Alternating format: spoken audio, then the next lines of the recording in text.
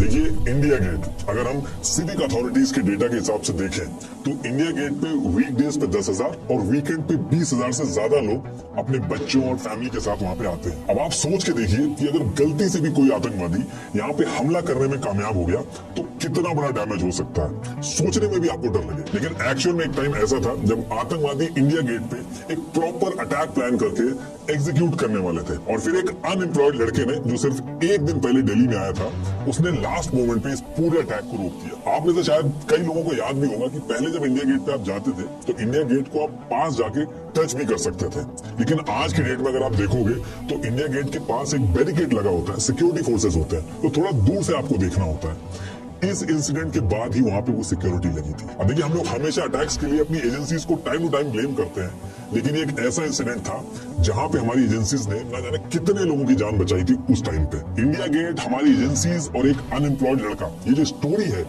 ये हमारे देश में ज्यादा लोगों तक नहीं पहुंच पाई है, लेकिन मैं इस वीडियो में छोटी से छोटी डिटेल्स आपके सामने रखूंगा और कुछ भी अपने मन से नहीं बोलूंगा। एक एक डिटेल जो उस टाइम के दिल्ली स्पेशल सेल के हेड थे नीरज कुमार, उन्होंने ऑन रिकॉर्ड कंफर्म किए, वो एज इट इज आपके सामने रखूंगा। देखिए, जैसा कि आपको पता है कि पुलिस डिपार्टमेंट अपने अपने स्टेट में काम करती है, और पुलिस डिपार्टमेंट में भी हर स्पेसिफिक टास्क के लिए अलग अलग टीम्स होती हैं, जैसे ATS, STF, CID, crime branch. और आप ये भी बहुत अच्छे से जानते होंगे कि दिल्ली जो है वो नेशनल कैपिटल होने की वजह से दिल्ली के अंदर एक छोटा सा भी इंसिडेंट होता है तो वो सिर्फ इंडिया के अंदर ही नहीं बल्कि पूरी दुनिया के अंदर हेडलाइन बनाता है। और इन्हीं सब रीजंस की वजह से दिल्ली हमेशा से आतंकियों के निशाने पे रहता है, और इन्हीं सब चीजों से डील करने के लिए दिल्ली पुलिस में एक अलग से स्पेशल सेल बनाई गई थी। और ये जो स्पेशल सेल थी, इसका काम था कि जितने भी आतंकी हमले प्लान हो रहे हैं उनको होने से पहले काउंटर करना। दिल्ली की ये जो स्पेशल सेल थी, चाहे 2001 का पार्लियामेंट अटैक हो, 2000 का रेड फोर्ट अटैक हो, तब उस टाइम पे काफी अच्छे से काम किया था। इन्होंने जैश ए मोहम्मद और लश्कर ए तैयबा के पूरे नेटवर्क को एक्सपोज किया था, बहुत ही बढ़िया रोल प्ले किया था इन्होंने। और इन्हीं तरीके के अटैक्स को काउंटर करने के लिए स्पेशल सेल के जो ऑफिसर्स थे वो कश्मीर वगैरह भी जाते रहते थे, क्योंकि आतंकियों को अगर कुछ भी दिल्ली के अंदर करना होता था तो उसके जो लिंक होते थे वो कश्मीर से ही मिलते थे, वहीं से उनकी एंट्री भी होती थी, ऑपरेशन भी वहीं से ही एग्जीक्यूट होते थे। तो देखिए, अब होता क्या है कि 2002 में ये जो दिल्ली स्पेशल सेल था, इसके हेड बनते हैं नीरज कुमार, और इसी स्पेशल सेल में नीरज कुमार के साथ थे 35 साल के एसीपी प्रमोद कुशवाहा। प्रमोद जो थे इस पूरे स्पेशल सेल डिपार्टमेंट में अकेले थे जिनको आईटी और सॉफ्टवेयर की बहुत अच्छी नॉलेज थी, और स्पेशल सेल को ज्वाइन करने से पहले भी इन्होंने गवर्नमेंट की प्रीमियर रिसर्च ऑर्गेनाइजेशन जो थी एज अ कंप्यूटर साइंटिस्ट वहां पे इन्होंने काम भी किया था। अब देखिए, आगे बढ़ने से पहले मैं आपको आज के हमारे स्पॉन्सर मेको टूथसी के बारे में बताना चाहूंगा, जो कि एक Indian invisible teeth aligner brand है। आप कितना भी ऊपर से खुद को प्रेजेंटेबल बना लो, लेकिन अगर आपने ओरल हाइजीन पे ध्यान नहीं दिया तो आपको जरूर एम्बैरेसमेंट का सामना करना पड़ेगा। खराब टीथ अलाइनमेंट की वजह से बहुत से लोगों के दांतों में फूड पार्टिकल्स फंसे रह जाते हैं, जो बाद में कैविटी बन जाते हैं। अब इसका एक सोल्यूशन तो यह है कि आप कन्वेंशनल मेटल ब्रेसेस यूज करें, लेकिन मेटल ब्रेसेस लगवाने का जो पूरा प्रोसेस है वो बहुत ही पेनफुल है, उनको निकाल भी नहीं सकते और काफी फूड रिस्ट्रिक्शंस भी आपको फॉलो करनी होती है। और वहीं इसका बेटर ऑल्टरनेटिव है मेक ओ टूथसी के टीथ अलाइनर्स। ये अलाइनर्स आपके टेढ़े मेढ़े दांतों को सीधा और दांतों के बीच के गैप्स को बंद करते हैं, बस 6 से 10 महीनों में। और सबसे अच्छी बात यह है कि ये जो अलाइनर्स हैं ये इनविजिबल और रिमूवेबल है, तो ना तो ये दिखेंगे ना ब्रेसेस की तरह आपको खाने के टाइम पे कोई दिक्कत आएगी। अलाइनर्स बनवाने का जो प्रोसेस है वो काफी सिंपल है, बस मेको टूथसी की वेबसाइट पे जाएं और एक टीथ स्कैन बुक करें, और ये जो स्कैन है ये आप अपने घर पे या फिर इनके एक्सपीरियंस सेंटर्स में भी करवा सकते हैं। और फिर आप जैसे ही अपना स्माइल प्लान अप्रूव कराओगे, कुछ ही दिनों में आपके कस्टमाइज अलाइनर जो है वो रेडी हो जाएंगे। तो अगर आप भी अपने टीथ अलाइनमेंट इशू को फिक्स कराना चाहते हैं, लिंक मैंने डिस्क्रिप्शन में दे दिया, आप उस पर क्लिक करके फ्री टीथ स्कैन मेको टूथसी से बुक कर सकते हैं। तो टॉपिक पे वापस आते हैं। तो साल 2002 था और अक्टूबर के मंथ का लास्ट वीक था, और एसीपी प्रमोद कुशवाहा जो थे इसी पर्टिकुलर टाइम पे दिल्ली के अंदर एक केस देख रहे थे, और इसी केस से रिलेटेड कुछ इंटर लेने के लिए इनको कश्मीर जाना पड़ता है। ये वहां जाके अपने केस से रिलेटेड इंक्वायरी करते हैं, और इसी के साथ साथ इन्होंने वहां पे मल्टीपल ऑफिसर जो कश्मीर में आतंकियों को काउंटर करने के लिए काम कर रहे थे उनसे भी मुलाकात की। और इसी टाइम पे इनकी मीटिंग होती है बीएसएफ के डेप्यूटी कमांडेंट से। ये जो बीएसएफ के डेप्यूटी कमांडेंट थे, इन्होंने कई सारे आतंकियों को कश्मीर के अंदर मार गिराया था, और जिस टाइम पे प्रमोद कुशवाहा कश्मीर पहुंचे थे उसी टाइम पे इन्होंने कुछ आतंकियों को मारा था। और उन्हीं मरे हुए आतंकियों में से एक आतंकी की जेब में से इनको एक डायरी मिली थी, और जब इनकी मीटिंग हुई प्रमोद कुशवाहा से तो ये जो डायरी थी इन्होंने प्रमोद कुशवाहा को दिखाई। अब जब एसीपी प्रमोद ने उस डायरी को देखा तो उस डायरी में मल्टीपल एंट्रीज थी, पेन से कुछ कुछ डिटेल्स हर पेज पे लिखी थी एकदम खराब सी हैंडराइटिंग में, और उस डायरी के सबसे लास्ट पेज पे एक ईमेल एड्रेस लिखा था rashid32xxx@hotmail.com। तो एसीपी प्रमोद क्या करते हैं, ये सारी एंट्रीज को छोड़ के लास्ट पेज पे जो ईमेल एड्रेस लिखा था उसको ये नोट करके दिल्ली वापस आ जाते हैं, और दिल्ली आने के बाद वो अपने बॉस जो कि स्पेशल सेल के हेड थे नीरज कुमार,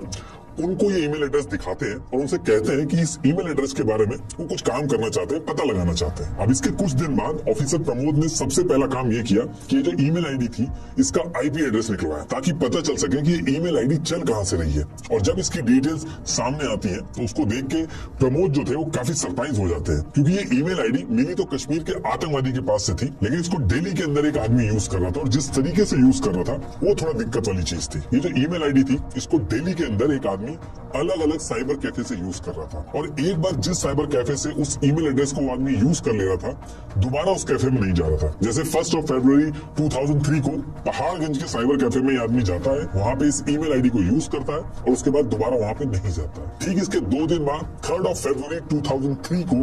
दरियागंज के एक कैफे में आदमी जाता है, वहां से इस ईमेल आईडी को यूज करता है और दोबारा फिर वहां नहीं जाता, और फिर इसके 4 दिन बाद 7 फरवरी 2003 को मोती बाग के कैफे में गया और ईमेल आईडी को यूज किया, किसी को ईमेल आईडी से ईमेल भेजा और दोबारा उस कैफे में नहीं गया। अब ये पर्टिकुलर पैटर्न जब सामने आया तो स्पेशल सेल के जो ऑफिसर्स थे उनके कान खड़े हो जाते हैं कि दिल्ली के अंदर बैठ के इस तरीके से एक आदमी ईमेल भेज किसको रहा है और क्या भेज रहा है उस ईमेल में। अब इसके नेक्स्ट डे एसीपी प्रमोद जो थे वो अपने सीनियर नीरज कुमार से मिलते हैं और सब मिलके इस केस पे काम करने का डिसाइड करते हैं। तो सबसे पहला काम ये लोग क्या करते हैं कि जिन जिन कैफे के अंदर ये ईमेल एड्रेस यूज हुआ उसको मैप के ऊपर पॉइंट से लगाते हैं, और जब ये सारे पॉइंट लगाते हैं तो एक पैटर्न बनता है जिसमें ये था कि ये आदमी लोकेशन तो चेंज कर रहा है लेकिन सिर्फ सेंट्रल दिल्ली का जो एरिया है वहां के कैफे यूज कर रहा है। तो इसका मतलब ये है कि ये आदमी शायद सेंट्रल दिल्ली के अंदर ही रहता होगा। अब इसके तुरंत बाद ये लोग नेक्स्ट स्टेप ये लेते हैं कि जितने भी कैफे थे जहां जहां पे ईमेल एड्रेस यूज हुई थी, जहां जहां पे इनको डाउट था, उस एरिया में ये लोग पुलिस तैनात कर देते हैं, ताकि अगर कुछ इंटेल मिले और दोबारा से कोई उस ईमेल एड्रेस को उस एरिया में यूज करे तो पुलिस तुरंत पहुंच सके उस कैफे के पास और उसको पकड़ सके। दूसरी चीज इन्होंने क्या की कि कुछ पुलिस ऑफिसर्स को रेगुलर कस्टमर बना के इन साइबर कैफे में भेजा। ये लोग साइबर कैफे में रेगुलर कस्टमर बन के गए और साइबर कैफे के जितने भी कंप्यूटर थे उसमें एक फ्लॉपी डिस्क, जो उस टाइम पे फ्लॉपी डिस्क यूज होती थी, उसको प्लांट करके एक सॉफ्टवेयर इंस्टॉल कर दिया। और इस सॉफ्टवेयर का काम यह था कि अगर कोई इनके कैफे में आके ईमेल टाइप करता है और ईमेल के अंदर ऐसे वर्ड यूज करता है जैसे कि फुटबॉल, चाचा जी, नेहा, स्तूपा, लव यू,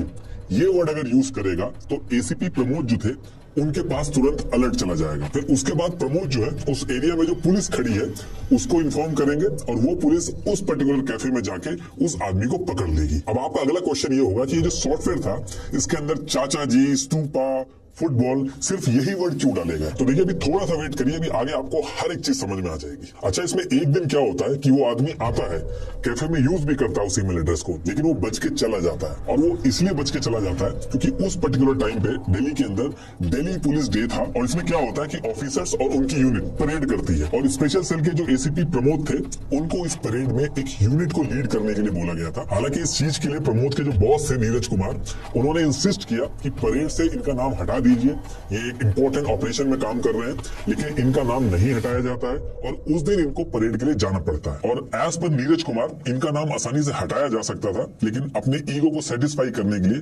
कुछ ऑफिसर्स ने नहीं हटाया, और इसकी वजह से एसीपी प्रमोद को मजबूरी में ऑपरेशन को बीच में छोड़ के परेड ज्वाइन करनी पड़ी। सारे मैसेज जो थे वो एसीपी प्रमोद के पास आ रहे थे, लेकिन वो परेड में इन्वॉल्व होने की वजह से रिक्वायर्ड एक्शन जो लेना चाहिए था वो नहीं ले पाते, और इसी वजह से उस दिन कैफे पे जो आदमी आया था ईमेल करके चला गया था उसको नहीं पकड़ पाते हैं। लेकिन इसके बाद फिर से स्पेशल सेल जो थी वो अपना काम स्टार्ट करती है और इन ईमेल्स के बीच में क्या इंफॉर्मेशन एक्सचेंज हो रही है उसको ट्रैक करना स्टार्ट करती है। बेसिकली जो भी ईमेल सेंड किए जा रहे थे दिल्ली के अलग अलग साइबर कैफे से, उसमें पैसे के ट्रांसफर की बात होती थी, किराए पे घर लेके छुपने की बात होती थी, तो इससे स्पेशल सेल के सामने जो एक्चुअल पिक्चर थी वो क्लियर नहीं हो पा रही थी। लेकिन इसके कुछ दिन बाद ये जो राशिद वाली ईमेल आईडी थी जो मैंने शुरू में बताई थी आपको, rashid32xxx@hotmail.com,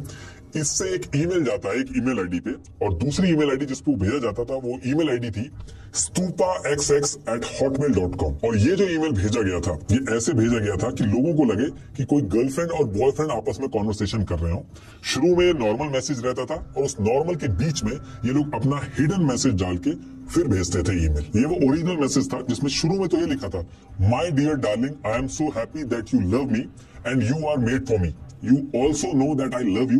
and that you are most important to me in this world। लेकिन इसके जस्ट आगे लिखा था, डियर ब्रदर मुजल्लिम, सलाम वालेकुम, उनको मैंने ठहरा दिया है, ये कॉलेज वाला इलाका है, भीड़ भाड़ मेन है, सब ठीक है और कोई बात होगी तो मैसेज भेज देना। चाचा जी को सलाम अर्ज करना, आपका भाई। अब देखिए इस ईमेल में सारी चीजें तो सही थी, लेकिन ये जो चाचा वर्ड यूज हुआ था, इसको सुनते ही सबके कान खड़े हो जाते हैं, क्योंकि स्पेशल सेल का जो डिपार्टमेंट है उनको पता था कि आतंकवादी ये जो चाचा वर्ड है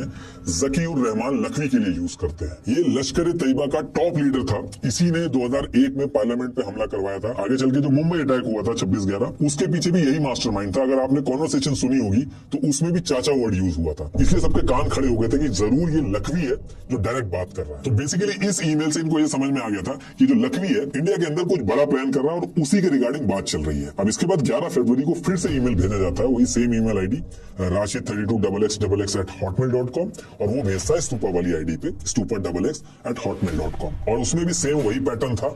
शुरू में कुछ और बात लिखी थी और उस बात के बाद अपना रियल मैसेज लिखा था। ये वो मैसेज था, my darling, I am coming to you soon, please wait for me, it will not be long before we get married, you will come to me and I will come to you in your arms, please take me and keep me forever. और फिर इसके बाद अपना ये real message शुरू करते हैं, dear brother Muzammil, सलाम वालेकुम, आपका मैसेज मिला, मैं उस आदमी से मिल लूंगा, उसका नंबर अभी स्विच ऑफ है, थोड़ी देर में फिर ट्राई करता हूँ, काम के बाद आपको मैसेज भेजता हूँ, आपका भाई। और इस ईमेल के बाद भी लोग रुकते नहीं है, 13 फरवरी को फिर से एक ईमेल आता है, लेकिन इस बार एक चीज अलग होती है कि नई ईमेल आईडी पे मैसेज जाता है। इस बार stupa@xx हॉटमेल जो ईमेल आईडी थी वो एक नई ईमेल आईडी थी, नेहा सिंह 1xx2@hotmail.com, इस पे ईमेल भेजा जाता है और वो मैसेज ये था, नेहा डियर, सलाम वालेकुम, अल्लाह आपकी हिफाजत करे, आप और भाई अपने काम पर लगे रहो, बिफोर 15 फरवरी 2003 को आपके शहर में तारीख उसको लेके आपके पास आ जाएगा। फुटबॉल का क्या करना है आप बेहतर जानते हो, मैच के बाद आप मुझे मैसेज दे देना, कोई बात हो तो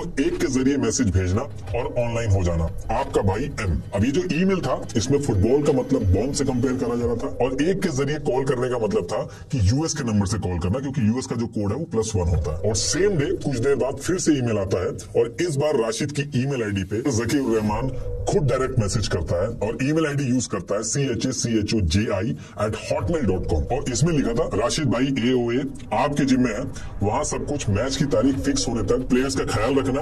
आपके जिम्मे है, कोई बात होगी तो क्या करना है आप अच्छी तरह जानते हो। और जिस ईमेल आईडी से भेजा गया था इसका जब IT एड्रेस ट्रेस किया गया तो वो निकलता है इस्लामाबाद पाकिस्तान से। अब इसके बाद नेक्स्ट डे एक और ईमेल आता है और इस ईमेल में किस दिन अटैक होना था उसकी डेट का कंफर्मेशन होता है। उस ईमेल में ये लिखा था, डियर राशिद AOA, मैच का डेट फिक्स हो गया है, वर्ल्ड कप का फाइनल 25 को तय हुआ है, टाइम वही है मैच का, बेस्ट ऑफ लक जैद। अब ये मैसेज देख के पूरा डिपार्टमेंट समझ जाता है कि 25 फरवरी को यानी कि 10 दिन बाद कुछ अटैक होने वाला है, लेकिन जब तक ये नहीं पता चलेगा कि कहाँ होने वाला है ये लोग कुछ नहीं कर सकते थे, इसलिए इनका नेक्स्ट टारगेट ये था कि कैसे भी करके कहाँ ये लोग प्लान कर रहे हैं उस चीज को पता कर सके। अब जैसे जैसे चीजें क्रिटिकल हो गई थी, इस पूरी चीज को स्पेशल सेल के हेड नीरज कुमार, इन्होंने अपने सीनियर और इंडिया की जो सेंट्रल इंटेलिजेंस एजेंसी थी उनको इन्फॉर्म किया। अब होना तो ये चाहिए था कि जो सेंट्रल इंटेलिजेंस एजेंसीज थी तुरंत इस ऑपरेशन में इनकी मदद करना शुरू करती, लेकिन मदद करने की बजाय सेंट्रल एजेंसीज जो थी उसके कुछ ऑफिसर जो थे वो स्पेशल सेल के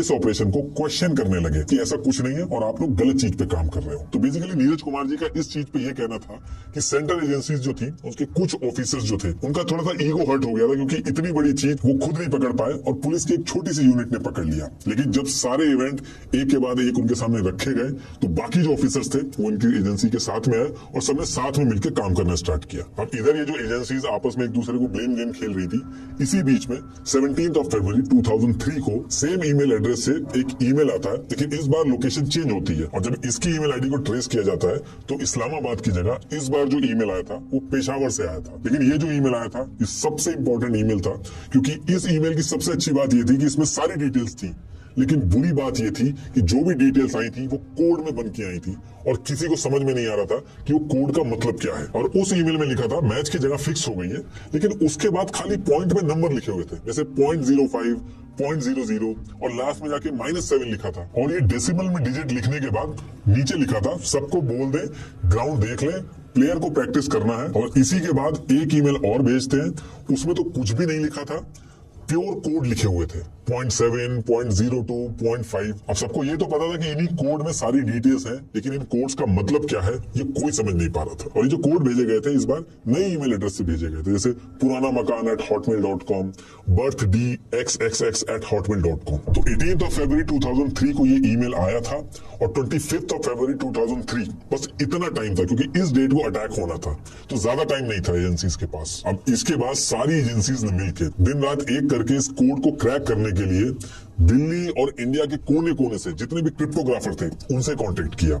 आर्म फोर्सेस थी कुछ, उनके पास गए, कुछ गवर्नमेंट रिसर्च ऑर्गेनाइजेशन थी, कुछ यूनिवर्सिटीज थी जो इस पे काम करती थी, उनको सीक्रेटली ये कोड भेजे गए, लेकिन कोई भी इस कोड को क्रैक नहीं कर पा रहा था। पूरी रात बैठ के इंटेलिजेंस एजेंसीज जो थी वो कोड का क्या मतलब है ये समझने की कोशिश कर रही थी, और टाइम बहुत ही कम था। इनफैक्ट एसीपी प्रमोद जो थे, इनकी जान पहचान यूएस के अंदर एक क्रिप्टोग्राफी कंपनी थी, उसके अंदर भी थी। इन्होंने इस कंपनी से बात की तो उस कंपनी ने कहा कि कोड तो क्रैक हो जाएगा, लेकिन उन्होंने एक अमाउंट मांगा, और वो अमाउंट इतना ज्यादा था कि कोई इंडिविजुअल उसको पे नहीं कर सकता था, उसके लिए गवर्नमेंट को ही बीच में आना पड़ता। अब इस चीज को लेके सीनियर्स के साथ मल्टीपल मीटिंग्स हुई, लेकिन फिर ये बोला गया कि फॉरेन एक्सचेंज में पैसा देना है और पैसा ज्यादा मांग रही है ये कंपनी, जब तक अप्रूवल आएगा गवर्नमेंट वगैरह से तब तक बहुत लेट हो चुकी होगी। अब इसके नेक्स्ट डे 19 फरवरी 2003 को एसीपी प्रमोद जो थे, उनके कॉलेज का एक जूनियर था जिसका नाम था विवेक ठाकुर, जो कि अनएम्प्लॉयड था और वो दिल्ली के अंदर जॉब ढूंढने आया था। और दिल्ली में आने के बाद वो सीधे अपने सीनियर प्रमोद के पास जाता है और वहीं जाकर रुकता है। अभी जो विवेक था ये कोई क्रिप्टोग्राफर नहीं था, ना ही इसको कंप्यूटर कोड्स की इतनी ज्यादा कोई खास नॉलेज थी, लेकिन विवेक जब अपने कॉलेज के सीनियर प्रमोद के पास पहुंचता है तो प्रमोद को देख के समझ गया था कि किसी बात को लेकर परेशान है।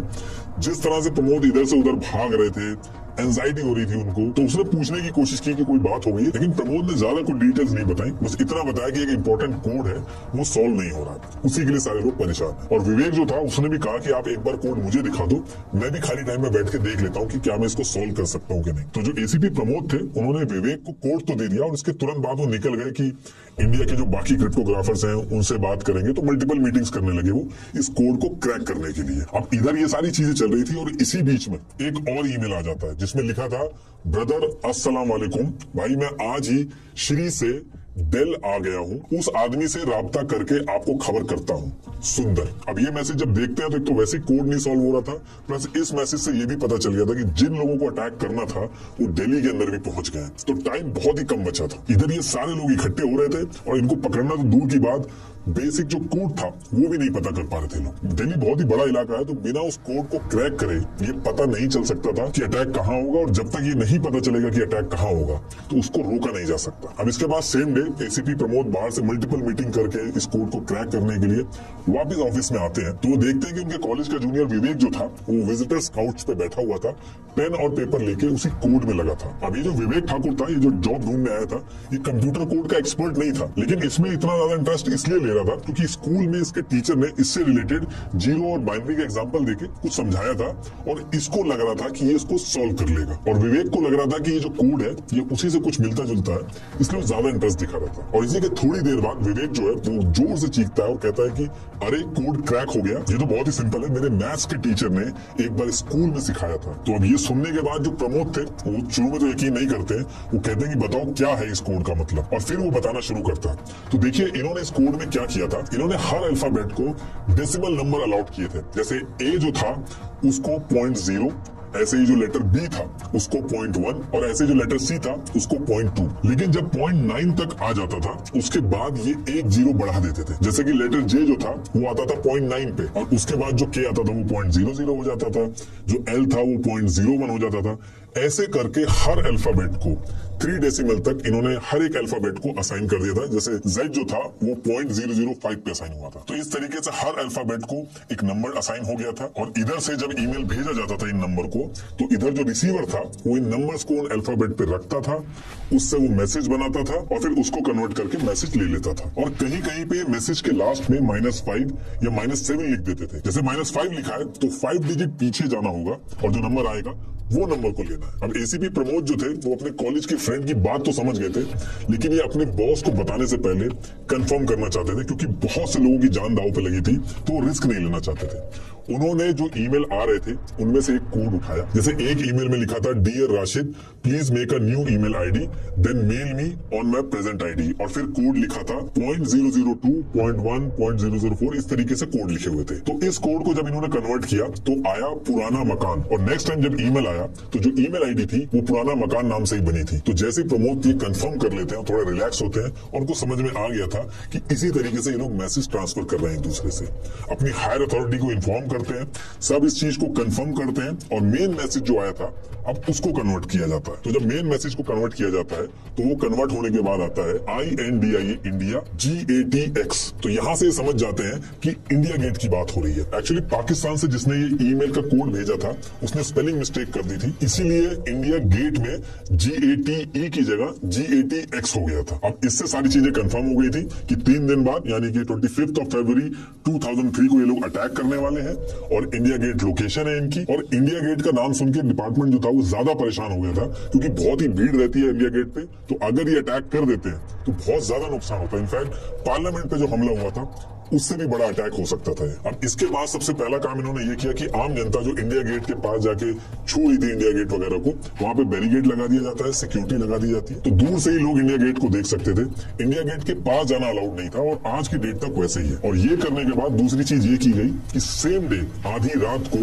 22 फरवरी 2003 को मिडनाइट इमरजेंसी मीटिंग की गई। इस मीटिंग में उस टाइम के home minister LK Advani ji के साथ और बाकी इंटेलिजेंस एजेंसी के ऑफिसर्स भी थे, और स्पेशल सेल के जो हेड थे नीरज कुमार, इन्होंने LK अडवाणी जी को स्टेप बाय स्टेप एक प्रेजेंटेशन दी और समझाया कि किस तरीके से ये ईमेल आईडी मिली, कैफे का कैसे यूज किया, जितने भी ईमेल्स आए थे ये सारी चेन दिखाई। और क्योंकि ये अटैक बहुत बड़ा हो सकता था, पार्लियामेंट अटैक से भी बड़ा हो सकता था, तो इस मीटिंग में ये डिसाइड हुआ कि इंडिया गेट पे अब इंडियन आर्मी को लगाना पड़ेगा। अब अगले दिन 23 फरवरी 2003 को मॉर्निंग के अंदर जब लोग इंडिया गेट में पहुंचते हैं तो इंडिया गेट का पूरा जो माहौल था वो चेंज हो रखा था। इंडिया गेट के पास में इंडियन आर्मी अपने फुल गियर में मशीन गन्स, मिलिट्री टैंक्स, हर जगह पे हर एक आदमी के ऊपर पॉइंट करके खड़ी थी। लोगों को इंडिया गेट का जो पूरा नजारा था वो बिल्कुल चेंज दिखा, बहुत ज्यादा सिक्योरिटी थी। एज पर ईमेल जो आतंकियों ने ईमेल एक्सचेंज किए थे उसमें ये मेंशन था कि 23 फरवरी को आतंकी जो है वहां पे जाएंगे,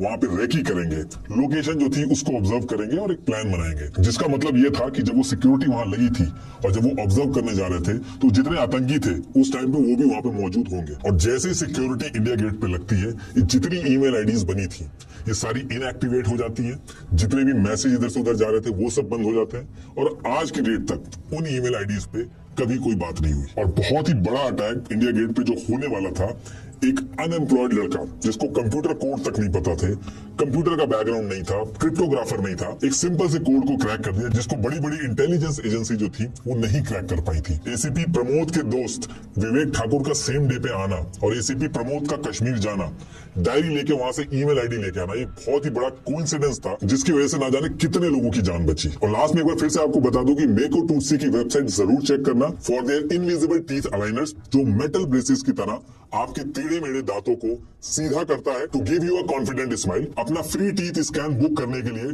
डिस्क्रिप्शन में दिए गए लिंक पे क्लिक करना ना भूलें। Thank you.